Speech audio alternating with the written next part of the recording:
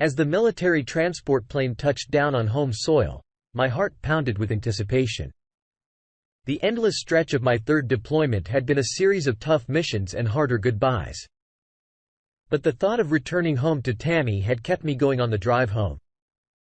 I pictured Tammy's beautiful face, the way her eyes lit up whenever she saw me, her crazy laugh that made me fall in love with her again and again. The house, our little sanctuary, beckoned me with promises of warmth and familiarity.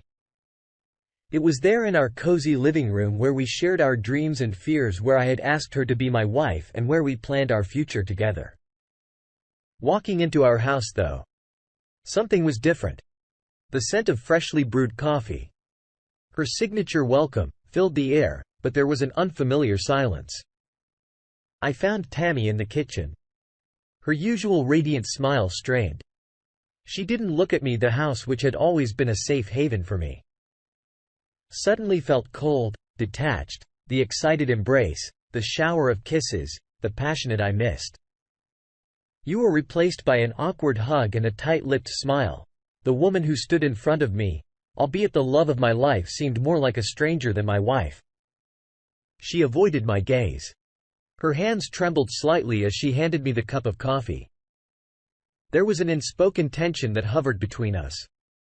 Something that wasn't there when I left for deployment, sitting on our couch. I watched Tammy from across the room. Her every move of mystery to me. I longed for her to bridge the distance, to tell me that she missed me, that everything was okay, but she remained silent. Her eyes fixed on the coffee cup. The homecoming I had imagined was turning out to be a mirage, and I was left grappling with the sinking feeling that something was very wrong. We sat together across from each other, yet worlds apart. The silence was deafening.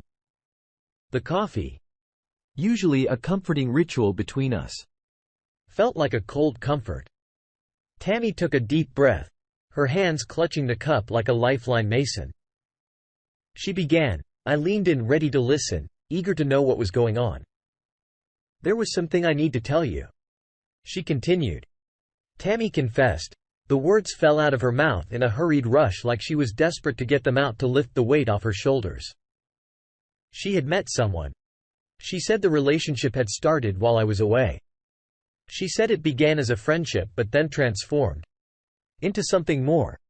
She had tried to fight her feelings, but ultimately, she had given in. Her words, cold and sharp, sliced through the room. I felt as if I had been struck, the air sucked out of my lungs. The taste of betrayal filled my mouth. I tried to comprehend her confession, but it felt like a nightmare. I waited for her to say it was a joke, a horrible, cruel joke.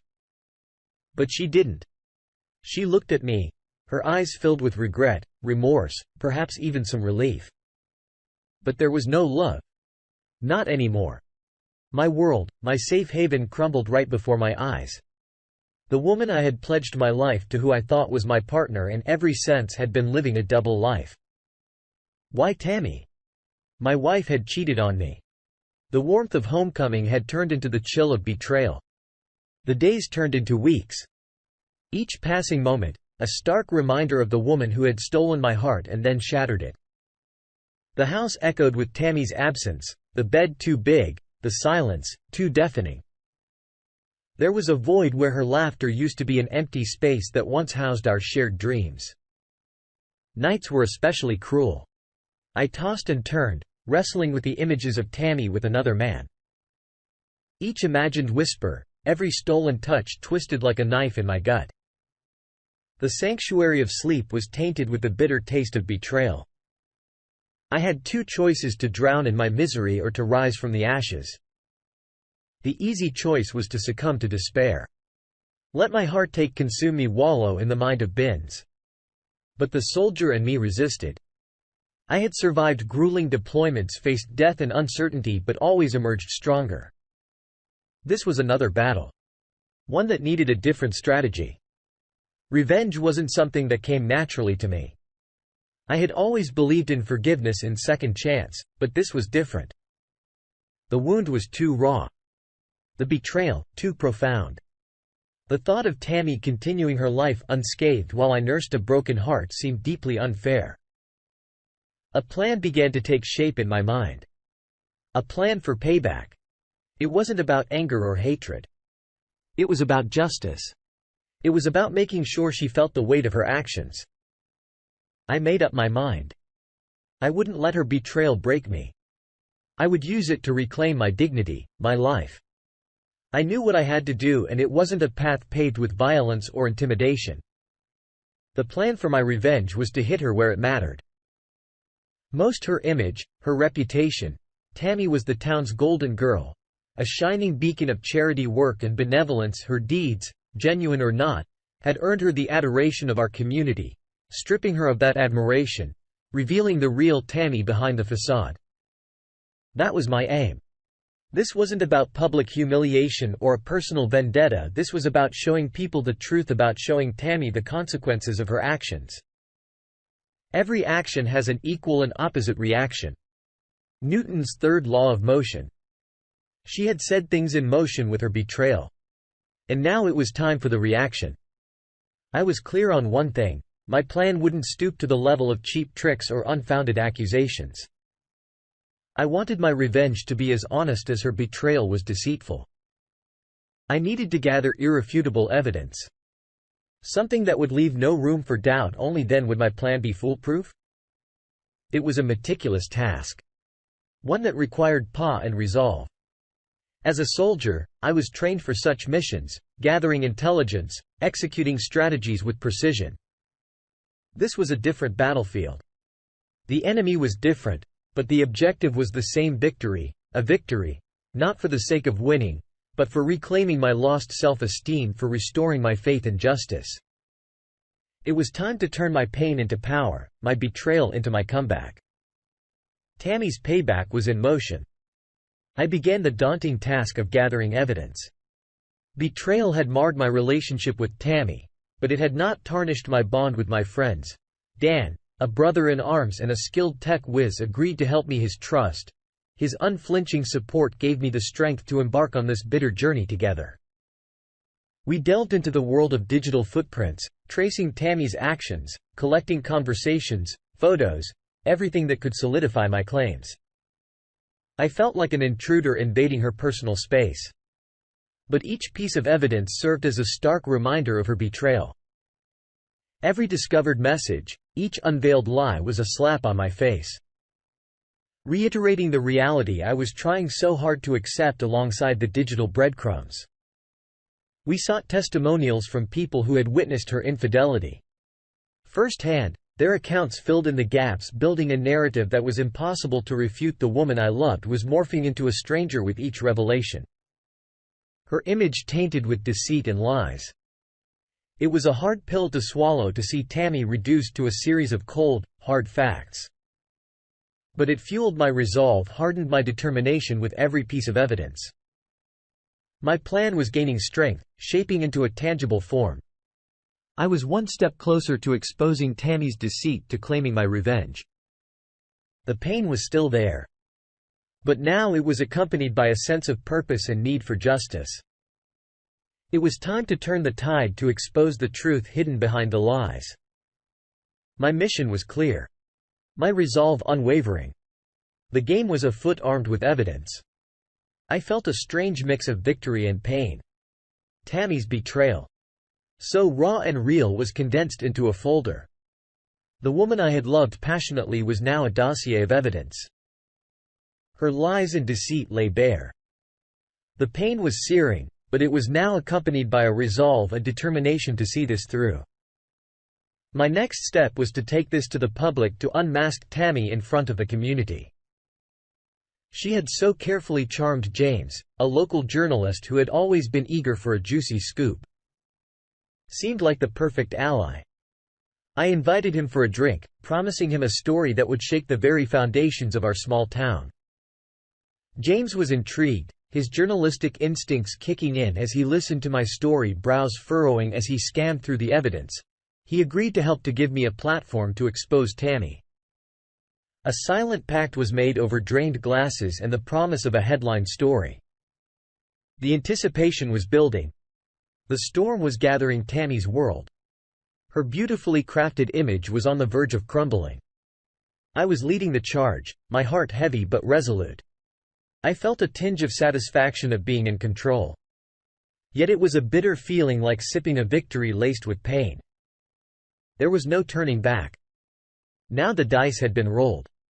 The pieces were in motion. It was a path laden with thorns. One that would probably open fresh wounds, but it was a journey. I was prepared to undertake a journey towards truth and justice. The countdown had begun. Tammy's reckoning was on the horizon. The day had come.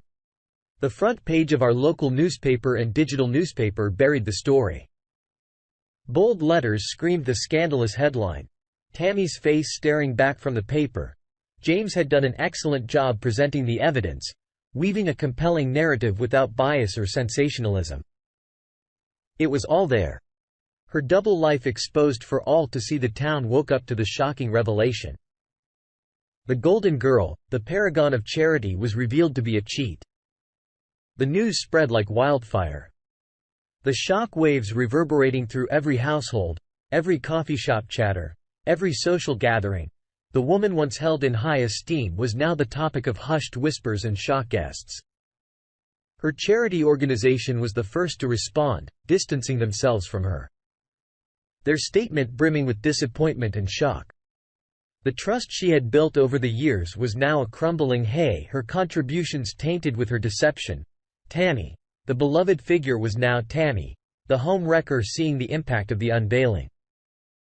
I felt something. Was it satisfaction? Was it victory?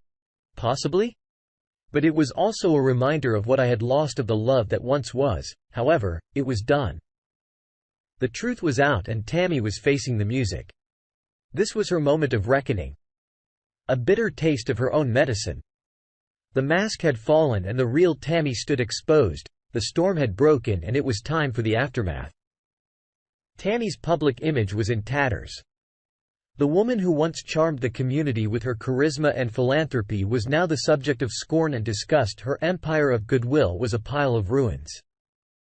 Her name is synonymous with deceit and betrayal. On my end, the support was overwhelming. Friends reached out, their words filled with empathy and understanding.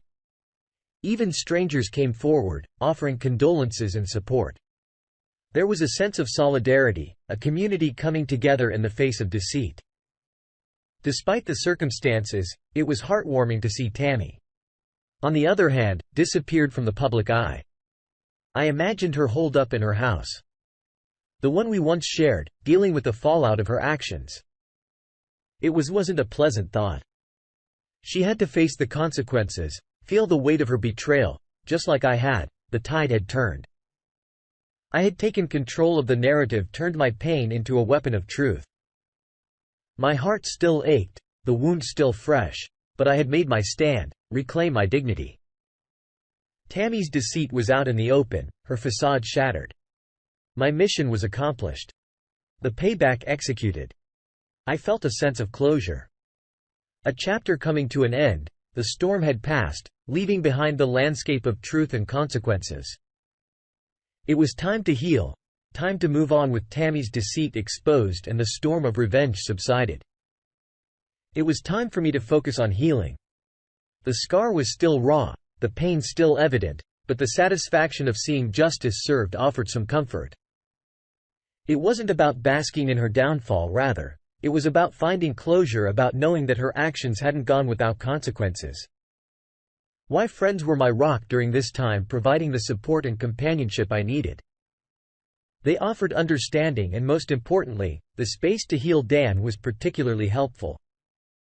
The bond we shared as brothers in arms, becoming the bedrock of my recovery. I took to working out, channeling my pain and bitterness into physical exertion. The rush of adrenaline, the sense of accomplishment after a grueling workout helped clear my mind. Each drop of sweat felt like shedding a bit of the past, purging the poison of betrayal. Slowly with time, the dark cloud of Tammy's betrayal started to lift, my heart still bruised. But it was healing and I was learning to smile again. I was emerging from the wreckage, stronger and wiser. Why revenge had served its purpose in necessary evil to bring out the truth. Now it was time for me to build a life beyond Tammy. A life of my own. The road to recovery was long, but with each passing day, I was getting closer to finding my peace. I have filed for divorce. It's just not final yet. My attorney told me it will be about a month or two before we go to court.